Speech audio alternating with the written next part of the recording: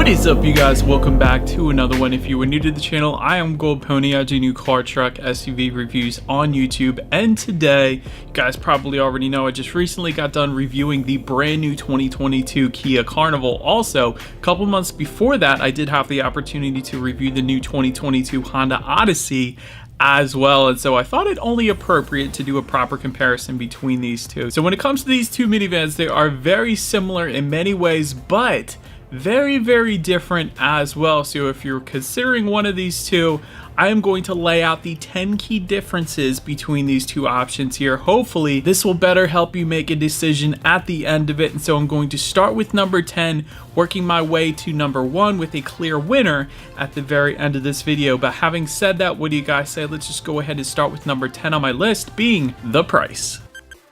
And so when it comes to the MSRP for the Kia Carnival, that pricing is going to start at $32,100. On the other hand, when it comes to the new 2022 Odyssey, that one is going to start at $32,290. So although they are nearly identical, for the sake of my friendly little competition here, Carnival is going to be $190 less. Therefore, Carnival is in the lead, 1-0.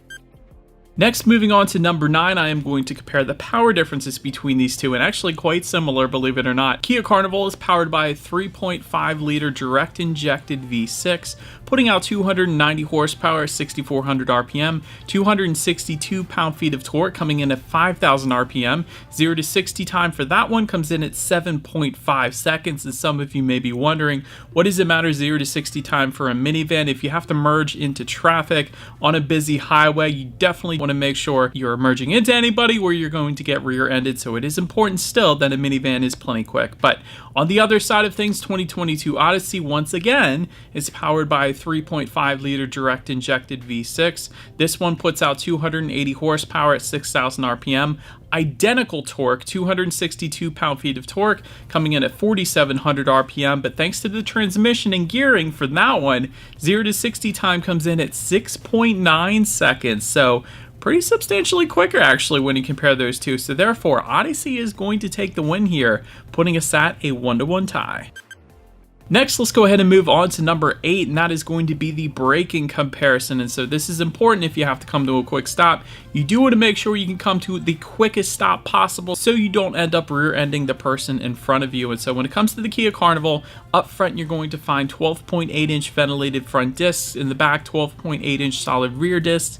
When it comes to that 60-0 stopping distance, that is going to come in at 118 feet, which I gotta say, very respectable. A lot of the SUVs that I drive, they'll come in mid to upper 120s, some of them even in the 130s, even 139 feet I know for the Volkswagen Atlas, so 118 feet is dang good if I'm being honest. But anyways, 2022 Odyssey up front, you're going to find 12.6-inch ventilated front discs. In the back, 13-inch solid rear discs as far as that 60-0 stopping distance goes.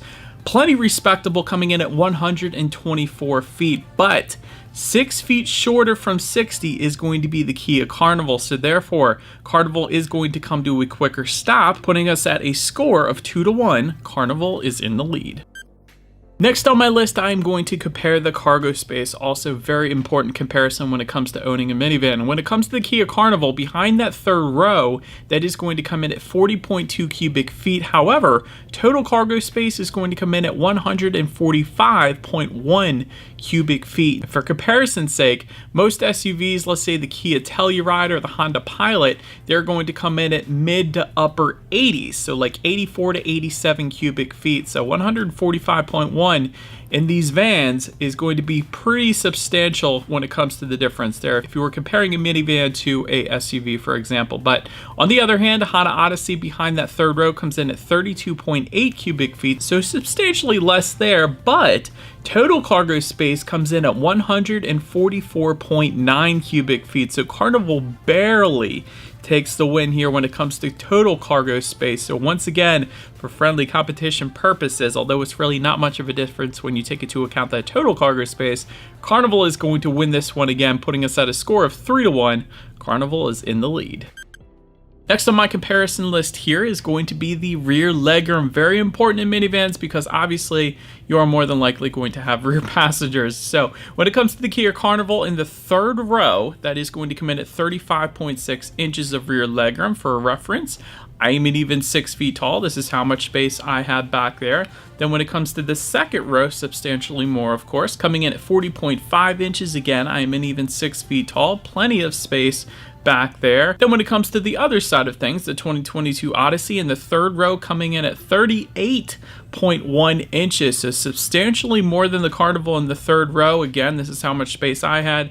And in the second row, actually the Odyssey does come in slightly more at 40.9 inches. So therefore, Odyssey is going to win this particular comparison, putting us at a score 3-2 now. Kia Carnival barely in the lead. Next on my comparison list is going to be the warranty. This is very important. Obviously, if you have kids, if you have rear passengers, you don't want to spend money repairing your vehicle all the time. You'd rather use it, I'm sure, for spoiling your kids. But anyways, when it comes to Kia's warranty, of course, they do give you America's best warranty, which is going to be 5-year, 60,000 mile bumper to bumper, 10 years, 100,000 miles on the powertrain, which includes things like the engine, transmission, drive shaft, things like that. So that is a heck of a warranty, if I'm being honest. Then on the other hand, Honda's warranty is going to give you 3-year, 36,000 mile bumper to bumper, 5-year, 60,000 miles on the powertrain, which puts us at a score 4-2. Carnival is in the lead. And I know what some people are thinking at this point, well, which one's more reliable? That actually leads us into my number 4 comparison, being the reliability. So when it comes to reliability, the only legitimate source I can give credit to out there is Consumer Reports, because they do not take any money from any outside sources, including these automotive manufacturers. They do purchase all of their vehicles themselves to test out these reliability ratings. But when it comes to the Carnival, they did rate it at an average reliability. And so at this point, you're thinking, wait a second, the Carnival is brand new. How are they even able to give it an average reliability rating? Well, let me tell you guys, Carnival has been around across the world for quite some time now, just not here in the US. And a lot of these parts are carried over from the previous Sedona, which was Kia's previous minivan. So a lot of it is based on that reliability as well. And for example, the Kia Sedona in 2020 did score an average reliability as well, which had been out for quite a long time there at that point. But then on the other hand of things, the 2022 Odyssey, they did score a below average reliability. And what I've noticed, because I do buy all of those Consumer Reports magazines actually, Honda is kind of trending in the downside when it comes to reliability. And of course, Toyota is still absolutely killing it. If you are looking for the very most reliability when it comes to minivans, the Toyota Sienna is going to be the one you're looking at. But still, we are not doing that comparison, but that does mean the Carnival is going to win this reliability comparison, putting us at a score of 5-2. Carnival is in the lead. Next on my list, though, is going to be the tech, and this is a huge comparison because, believe it or not, both minivans do quite well here. And so when it comes to the Kia Carnival, it actually gives you a 12.3-inch digital gauge cluster that is available for this one. I love this thing. It completely changes the look when you change the driving modes. So many different ways you can customize it. I absolutely love that digital gauge cluster. Also, a 12.3-inch color touchscreen infotainment display. Tons of stuff up there you can play around with as well. And dual rear entertainment screens on the top trim level, of course. But with those dual rear entertainment screens, there is actually a kids app or a kids section within those screens that give you things like the Baby Shark app, YouTube Kids, and also Netflix as well, which I thought was pretty cool. So definitely a ton of tech there with the Carnival. But then on the other side of things, with the 2022 Odyssey, you do not get a full digital gauge cluster with the Honda Odyssey, unfortunately. When it comes to the infotainment screen, that is an 8-inch color touchscreen display. Still has plenty available on it, though, I will say that. And then when it comes to the rear entertainment screen, it is actually a 10.2-inch single rear entertainment screen, but it does come with Bluetooth connectivity, and you can stream some apps on there if you wanted to. You can actually also play Blu-rays back there then as well. So all in all, larger screens with the Carnival. You do get digital gauges with the Carnival as well, and dual rear entertainment screens as opposed to one. So if you have 2 kids, they don't have to fight over which show they want to watch. So I do like that. So Carnival is going to win the tech comparison, putting us at a score of 6-2. Carnival is in the lead.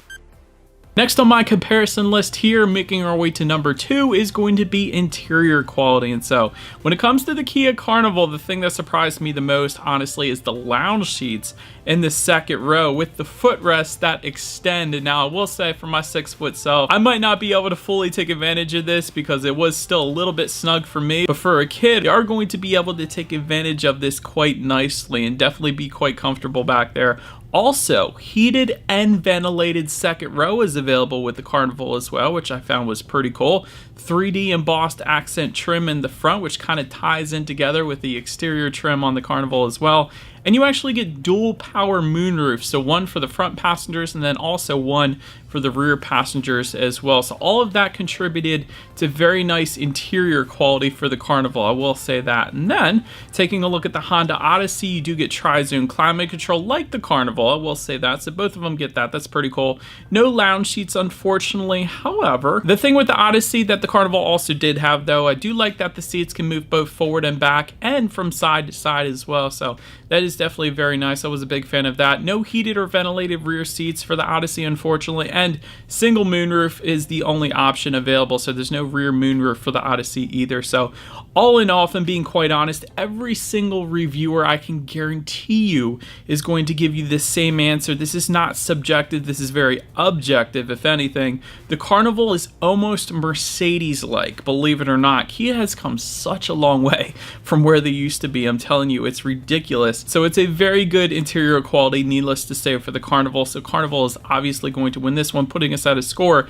of 7-2. Carnival is in the lead, and I know what you're thinking. Obviously, Carnival is going to win, but when it comes to picking a minivan, I did save the best for last, and the most important for last being safety.